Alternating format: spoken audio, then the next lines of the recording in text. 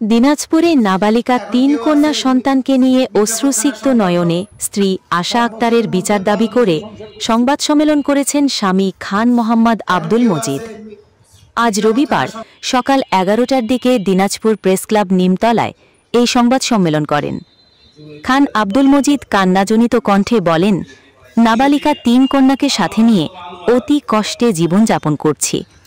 ফুটফুটে কন্যা সন্তান দুটি যমজ, জান্নাতি আক্তার ৪, পুলসেরাতি আক্তার ৪, অপরজন নিম আক্তার ৩। তিনি বলেন, গত ২০১৮ সালে আশা আক্তারের সাথে খান আব্দুল মজিদ বিবাহ বন্ধনে আবদ্ধ হন। এরপর থেকেই তাদের সংসার ভালোভাবেই চলছিল। বিয়ের ৩ বছরের মাথায় আশা আক্তার যমজ ২ কন্যা সন্তানের জন্ম দেন। পরের বছর আরও ১ কন্যা সন্তান। খান মোহাম্মদ আব্দুল মজিদ বোচাগঞ্জের শেতাবগঞ্জ পৌর এলাকার মাস্টারপাড়ায় মহিরুদ্দিনের ছেলে। এরপর আশা আক্তারের বাবা লাইসুর রহমান ও মা লিপি আক্তারের কুপরামর্শে পারিবারিক অশান্তি সৃষ্টি হয়। এই সুযোগ কাজে লাগিয়ে এলাকার আরও বেশ কিছু জনপ্রতিনিধি, মাতব্বর ও গ্রাম্যটাউদের খপ্পরে পড়ে আশা আক্তার স্বামীর সংসারের জিনিসপত্র, সোনার গহনা, টাকা পয়সা সুযোগ পেলেই সরাতে থাকে। ২০২৩ সালের পর থেকেই বিভিন্ন সময় ৭ বার স্বামী সংসার ও সন্তানদেরকে রেখে টাকা পয়সা, গহনা ও অন্যান্য জিনিসপত্র নিয়ে সংসারের গুরুত্বপূর্ণ জিনিস নিয়ে পালিয়ে যায়, আবার ফিরে আসে। সর্বশেষে ৪ বছরের ২টি যমজ কন্যা সন্তান ও ৩ বছরের একটি কন্যা সন্তান রেখে স্বামী আব্দুল মজিদের বাড়ি বিক্রি করা ১৬,০৯,২০০ টাকা নিয়ে পালিয়ে গেছে। এই ঘটনার পর থেকে স্ত্রীকে ফিরে পাওয়া ও তার বিভিন্ন জিনিসপত্র পাওয়ার আশায় স্বামী খান আব্দুল মজিদ দিনাজপুরের বোচাগঞ্জ থানাসহ দিনাজপুর আদালতে কয়েকটি মামলা দায়ের করেছেন। এই মামলাগুলোর মধ্যে বেশ কয়েকটি মামলায় স্ত্রী আশা আক্তার, তার বাবা লাইসুর রহমান, মা লিপি আক্তার, স্থানীয় টাউট মীরা কাশ্মীরি, আব্দুল মালিক ওরফে চৌধুরী, আব্দুল আলিম, আলো আরজিনা রাশিদা আক্তার, দেলোয়ার হোসেন নয়ন মিয়া, রুবেল সাকিব রুবেল, জাহিদ হাসান শুভসহ কয়েকজনের নামে মামলা দায়ের করা হয়েছে। আদালত কর্তৃক কয়েকটি মামলায় তাদের বিরুদ্ধে ওয়ারেন্ট ইস্যু করেছেন। পুলিশ তাদেরকে খুঁজছে। তাদের স্থানীয় ঠিকানা বোচাগঞ্জের নাফানগর ইউনিয়নের সুলতানপুর আশ্রয়ন প্রকল্প থেকে তারা এখন পলাতক অবস্থায় রয়েছে। তারা ঢাকার ফতুল্লার কাশিমপুরে পলাতক রয়েছে বলে জানা গিয়েছে। আশা আক্তার এখন টিকটক থেকে শুরু করে নিজের অঙ্গভঙ্গির ভিডিও তৈরি করে নতুন নতুন উঠতি বয়সী ছেলেদের সাথে প্রেমের নাটক ও বিবাহ বাণিজ্য এবং বিভিন্ন অপরাধ কর্মকাণ্ডের সাথে এখন জড়িত। তার রূপের ঝলক দেখিয়ে উঠতি বয়সী ছেলেদের নিকট থেকে লক্ষ লক্ষ টাকা হাতিয়ে নিচ্ছে। আশা আক্তার রীতিমতো বেশ কয়েকটি বিয়ে করেছেন। এই পরিবারটি বিভিন্ন অপরাধ কর্মকাণ্ডের সাথে জড়িয়ে পড়ছে এবং নতুন নতুন উঠতি বয়সী যুবকদেরকে টার্গেট করে সর্বস্বান্ত করে দিচ্ছে। আশা আক্তার সহ তার বাবা মা দ্রুত আইন শৃঙ্খলা বাহিনীর সদস্যরা এদেরকে গ্রেফতার করে আইনের আওতায় আনার দাবিও জানানো হয়েছে।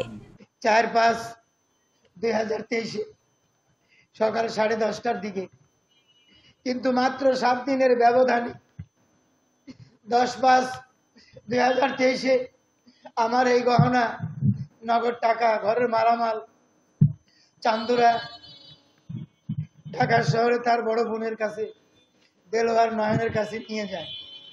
সেই থেকে আর এই অর্থ টাকা পয়সা আর ফেরত পাইনি। তারপরেও আমি সন্তানের মুখের দিকে তাকিয়ে আমি এদেরকে আমার স্ত্রীকে আশা আক্তারকে আশ্রয় দিয়েছিলাম। কিন্তু এই যে পিবিআই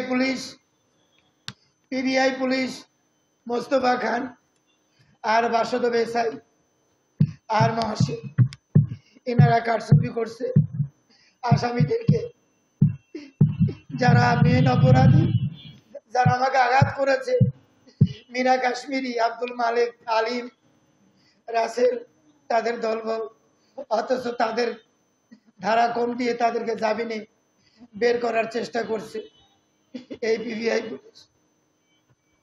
আর যখন 11/২/২০২৫ আমার বাড়িতে যখন যায় রাত 8টার দিকে, সরাসরি আশা আক্তারকে জিজ্ঞেস করে যে 2টা বাড়ি বিক্রি করা 25,45,000 টাকা আপনি কি করছেন? আপনার ভোটার আইডি কার্ড দেন, ব্যাংকের চেক দেন। সেই আতঙ্কে, সেই ভয়ে পাঁচিল টপকায় সেই দিন পিবিআই পুলিশের সামনে পালিয়ে যায়।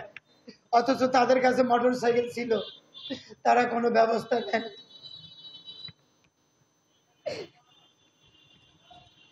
আজকে আমি বড় অসহায়। এই বাচ্চাগুলোকে নিয়ে আমি এদেরকে কিভাবে মানুষ করব, কিভাবে এদের বিয়ের শাদী দিব, কিভাবে এদের লেখাপড়া শিখাবো, কিভাবে ওরা মানুষ হবে? আমার ছোট্ট ছেলে আছে, আমি টেকনিক্যালে ভর্তি করে দিয়েছি। সেই ছেলেটি ইলাহি নাম, 14 বছর। সেই ছেলেটি এদেরকে নাওয়ায় খাওয়ায়, গোসল করায়, ভাত রান্না করে, তরকারি। আমি সর্বশেষে আমি বলতে চাই যে বিভাগীয় রেঞ্জ ডিআইজি মহোদয়, দিনাজপুর জেলা প্রশাসন, সুযোগ্য পুলিশ সুপার এবং বোচাগঞ্জ নির্বাহী কর্মকর্তা, বোচাগঞ্জ অফিসার ইনচার্জ জাহিদ হাসান সরকারের নিকট আমি করজোরে দাবি জানাচ্ছি